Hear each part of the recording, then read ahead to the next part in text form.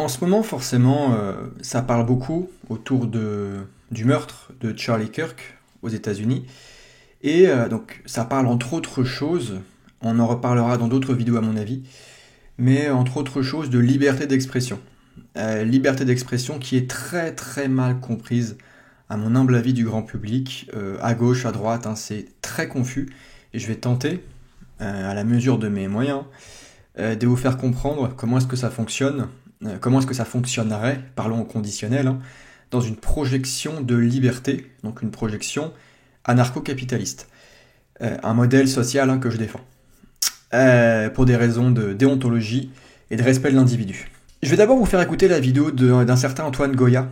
Je vais la mettre, hein, voilà, elle s'affichera, et on y réagit juste après. Charlie Kirk ne faisait que débattre, hein, c'est prouvé, c'est démontré. Les droits tardés l'ont dit, et ils le disent à chaque fois qu'on leur rappelle les saloperies qui balançaient la mort de Naël. Hein. Naël qui est un adolescent qui a été tué par un policier. Policier à qui ils ont versé une cagnotte de plus d'1 million d'euros. Mais faut comprendre, Charlie Kirk il est gentil, il ne faisait que débattre, alors que Naël c'était un dangereux délinquant. C'est littéralement comme ça qu'ils argumentent. Et vous pouvez voir dans les commentaires, il y en a qui vont argumenter comme ça. Alors moi, contrairement à eux, je suis contre la peine de mort, donc je ne pense pas qu'il faille tuer qui que ce soit, quel que soit le crime ou le délit qu'il a commis. Hein. Tout comme Robespierre. Oui, renseignez-vous, Robespierre était contre la peine de mort. Oui, excusez-moi d'avoir lu les discours de Robespierre, excusez-moi de m'être cultivé, excusez-moi d'être supérieur. Néanmoins, l'affirmation que Charlie Kirk ne faisait que débattre est fausse. Revenons aux fondamentaux. Qu'aurait dit Simone Veil ? Mais oui, qu'aurait dit Simone Veil de Charlie Kirk ? Simone Veil a écrit un livre qui est un chef-d'œuvre que j'adore qui s'appelle L'Enracinement, dans laquelle en fait elle parle des besoins fondamentaux de l'humain. Et dans ces besoins-là, elle met le besoin de la liberté d'expression, le besoin de pouvoir raconter, de dire tout ce qu'on a envie. Elle dit même la liberté d'expression totale, illimitée pour toute opinion quelle qu'elle soit, sans aucune restriction ni réserve, est un besoin absolu pour l'intelligence. Et donc là vous allez me dire, oui, ok, donc en fait elle est plutôt du côté de Charlie Kirk. On peut tout dire, on peut débattre de tout. Sauf que non, c'est mal connaître Simone. Parce qu'en gros, elle dit, si jamais tu veux faire une œuvre de fiction dans laquelle tu racontes toutes les saloperies que t'as envie, en fait, libre à toi. Vas-y, exulte, raconte tout ce qui te passe par la tête. C'est un besoin pour ton âme. Il faut que tu le fasses. Mais par contre, elle dit, les publications destinées à influer sur ce que l'on nomme l'opinion, c'est-à-dire, en fait, sur la conduite de la vie, constituent des actes et doivent être soumises aux mêmes restrictions que tous les actes. Et elle ajoute, autrement dit, elles ne doivent porter aucun préjudice illégitime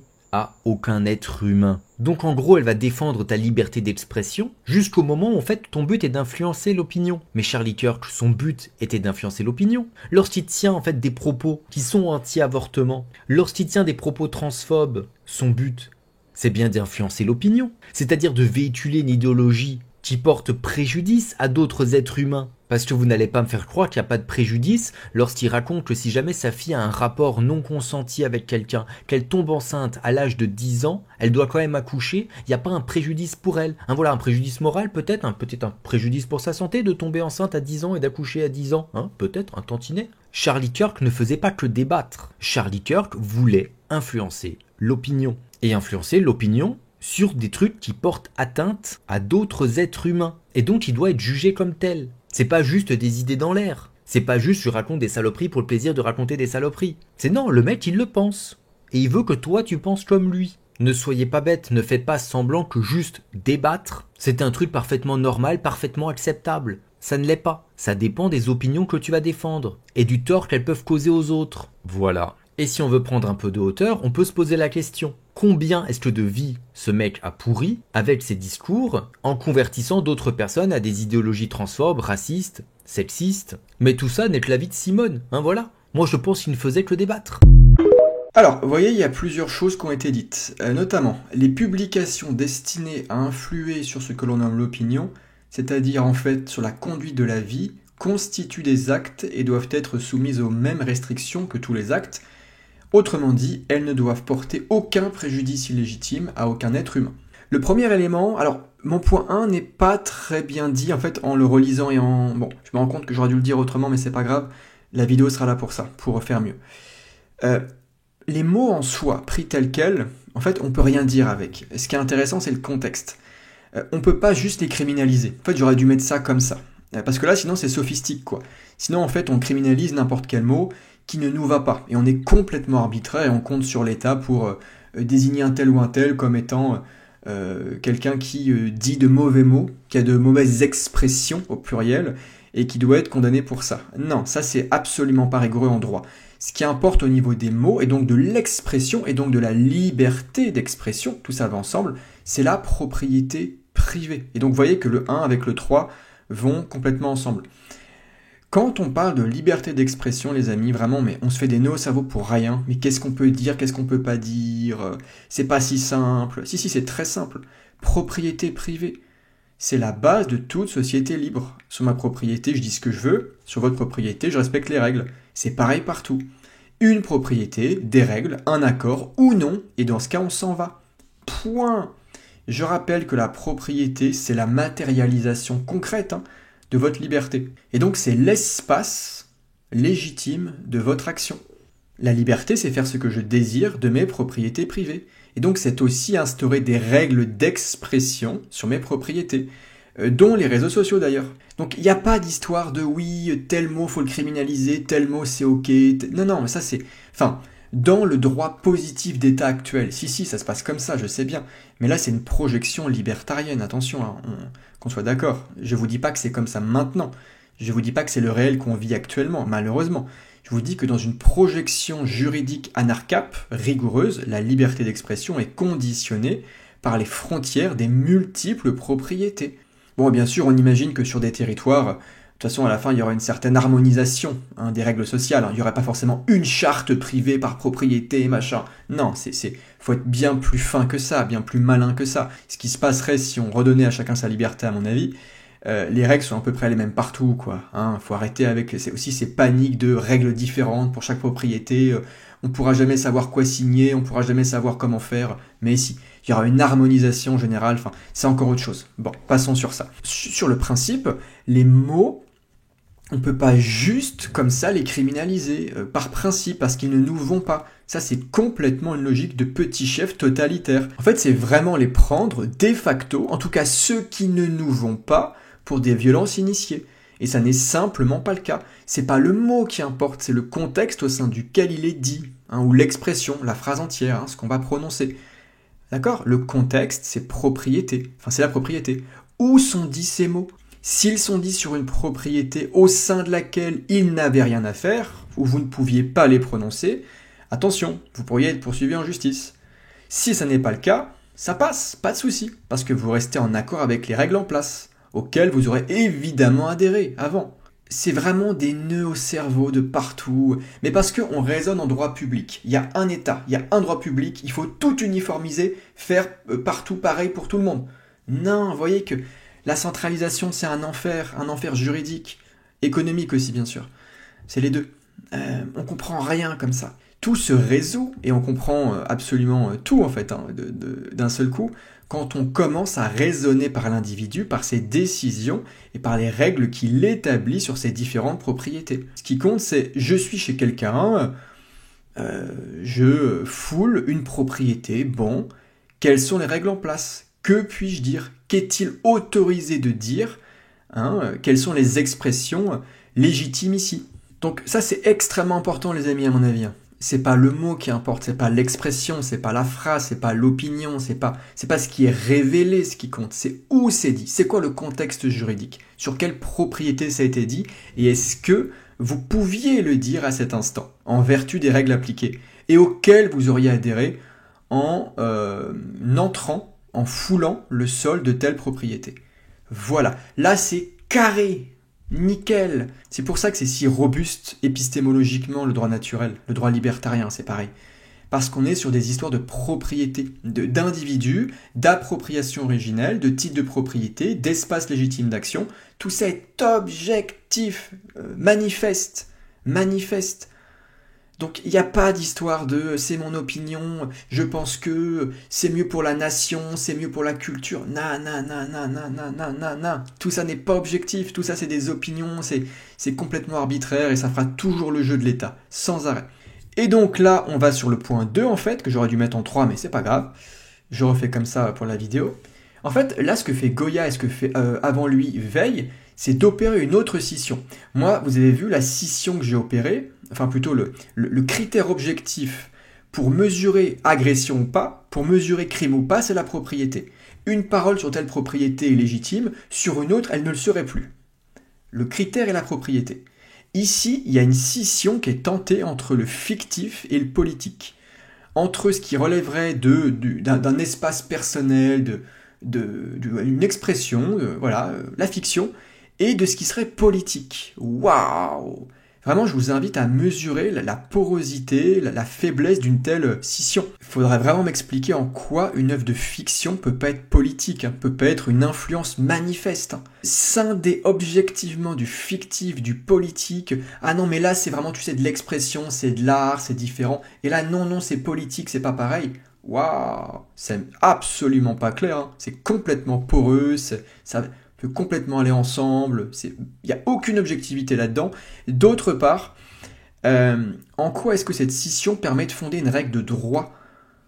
Je rappelle qu'on parle de droit pour établir des règles de conduite en société et pour résoudre nos conflits sociaux. Pour autant que faire se peut, désinciter le conflit, le régler et éviter les tensions en société. C'est à ça notamment que sert la propriété privée. C'est un outil de résolution des conflits, un outil de justice, et donc un outil juridique. Où est le droit là-dedans?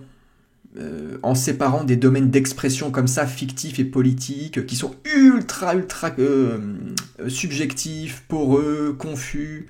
C'est complètement, si vous voulez, sophistique, vain. C'est vain comme critère, complètement vain. Non, le critère, c'est la propriété. Où suis-je? Quel est l'espace social que je suis en train de fréquenter? Où suis-je et qu'est-ce que je peux dire? Voilà qui est clair. Merci monsieur. Bon. Et quatrième point, j'en finirai là. Pourquoi est-ce que Goya nous parle de tout ça? Pourquoi est-ce qu'il cite Duveil? Pourquoi est-ce qu'il tente en